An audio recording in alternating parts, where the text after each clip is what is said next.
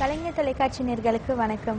சமீபத்தில் வெளியான படம் அங்காடி தெரு. இந்த படத்தை பற்றி நான் சொல்லவே வேணாம். ரொம்ப பிரம்மாண்டமாக, ரொம்ப ஒரு சூப்பர் ஹிட் மூவி அப்படின்னு சொல்லலாம். அதாவது ஒரு பெரிய ஹீரோஸோட ஒரு படம் எப்படி ஒரு ஓப்பனிங் இருக்குமோ, எப்படி ஒரு ஹிட் இருக்குமோ, அந்த விட மிஞ்சின மாதிரி ஒரு வெற்றினும் சொல்லலாம். ஸோ இந்த வெற்றியை நான் பேசுறதுக்கு பதிலாக நம்மளோட டீம் வந்திருக்காங்க. ஸோ தயாரிப்பாளர் Arun Dhani sir, welcome to the show.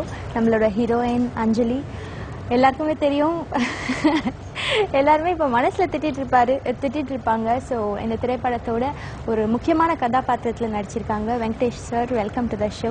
And நம்ம திரைப்படத்தோட director welcome to the show sir. So இந்த வெற்றிக்கு முதல்ல எங்களோட வாழ்த்துக்கள். இந்த வெற்றிக்கு முழு காரணம் டைரக்டர் தான்.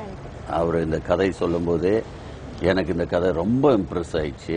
இதில் பியூட்டி என்னன்னா, டைரக்டர் எங்கள் ஊருக்காரர் திருநெல்வேலி, நானும் திருநெல்வேலி, நடித்த வெங்கடேஷ் சாரும் திருநெல்வேலி, மியூசிக் டைரக்டர் கூட திருநெல்வேலி.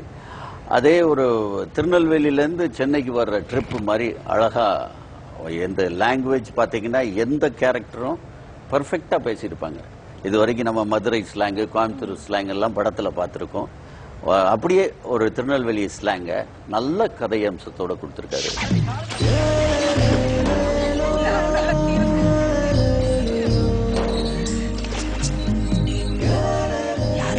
காரை விட்டு பாட்டி இருக்காங்களா, அதையும் பேட்டி இருக்காங்க.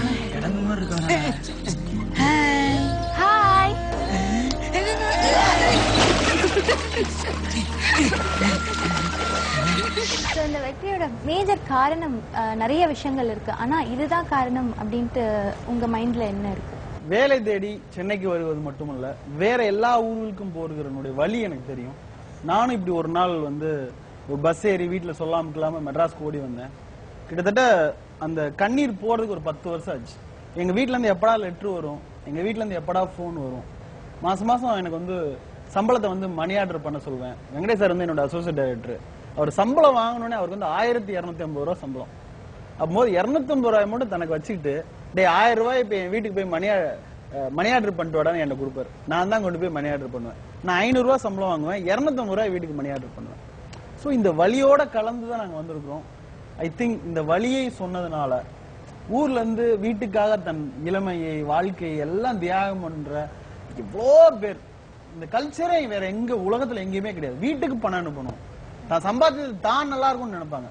ஒரு நாள் கூட நல்ல சட்டை போட்டதில்ல, போட்டுக்குன்னு கூட தோணல. இந்த வெற்றிக்கு பின்னாடி இருக்கிறது என் ஊர்ல இருக்கிற என்னை மாதிரி பாலன்களும், சார் மாதிரியான வெங்கடேசன் சார்களும், சார் மாதிரியான அருண்பாண்டியன் சார்களும் தான் காரணம். நாங்க வளர்ந்து இந்த இடத்துக்கு வந்திருக்கோம். அந்த இடத்துக்கு வராம வறுமையோட போராடிட்டு இருக்க அந்த இளைஞர்களும், வீட்டுக்கு பணம் வாங்கிட்டு இருக்க, மணி ஆர்டர் வாங்கிட்டு இருக்க ஃபேமிலி எல்லாம் தான் காரணம். இன்னும் இந்த மனிதத்தில் ஈரம் இருக்கிறது, அதான் முக்கியமான காரணம். கதைகளை பேசும் விழி அருகே எதை நான் பேச என் உயிரே காதல் சுடுதே, காய்ச்சல் வருதே. ஓ கதைகளை பேசும் விழி அருகே எதை நான் பேச என் உயிரே காதல் சுடுதே, காய்ச்சல் வருதே. என்னது என்னை கேளாமல் எதுவும் சொல்லாமல் கால்கள் எங்கேயோ மிதக்கிறது. இல்லாமல் ஒளியும் இல்லாமல் வானம் வண்ணத்தில் குளிக்கிறது. கதைகளை பேசும் விழி அருகே எதை நான் பேச என் உயிரே காதல் சுடுதே, காய்ச்சல் வருதே. நடிகரா இல்லாம ஒரு டைரக்டரா இந்த படத்தை நீங்க எப்படி பாக்குறீங்க? பாலன் நீ சந்திக்கும் போது இந்த மாதிரி இந்த படத்துல ஒரு கேரக்டர் இருக்கு சார், நீங்க பண்ணா நல்லா இருக்கும் அப்படின்னாரு.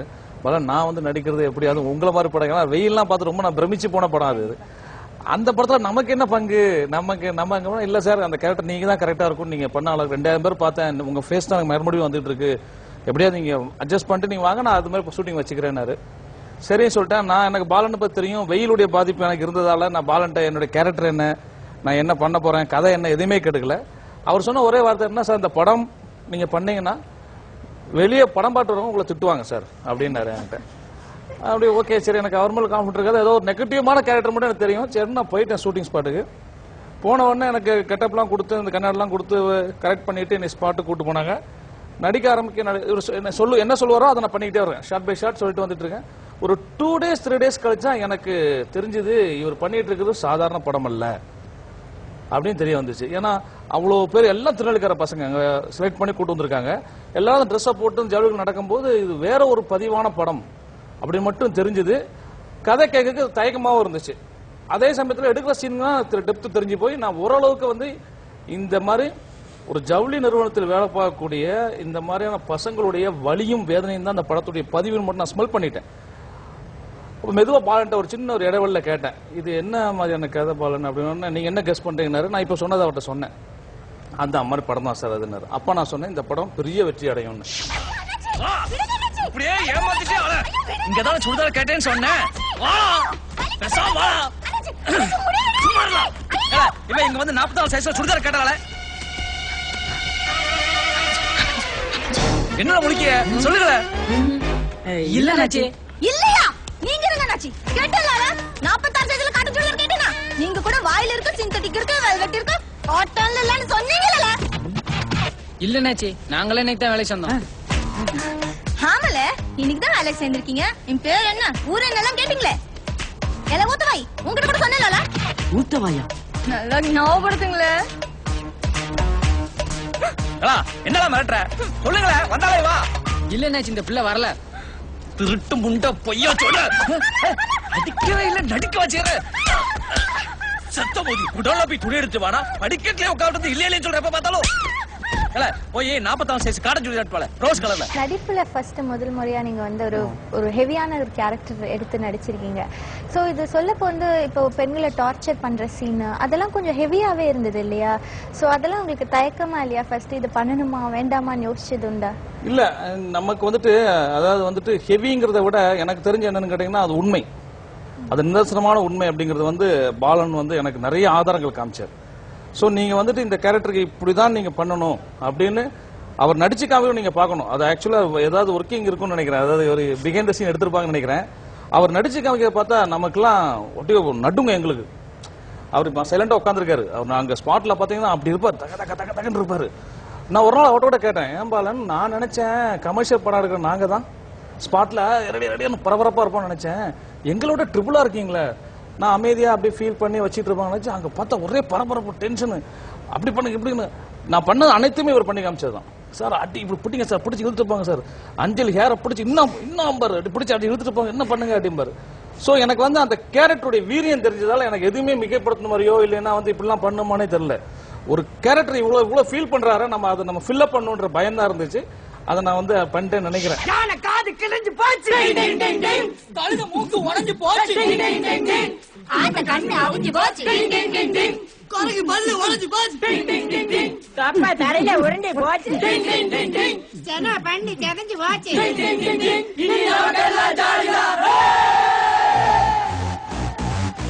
ஏ கங்காளி நாயே கல் தொடஞ்ச பேயே பழங்காட்டு பண்ணி உடம்பு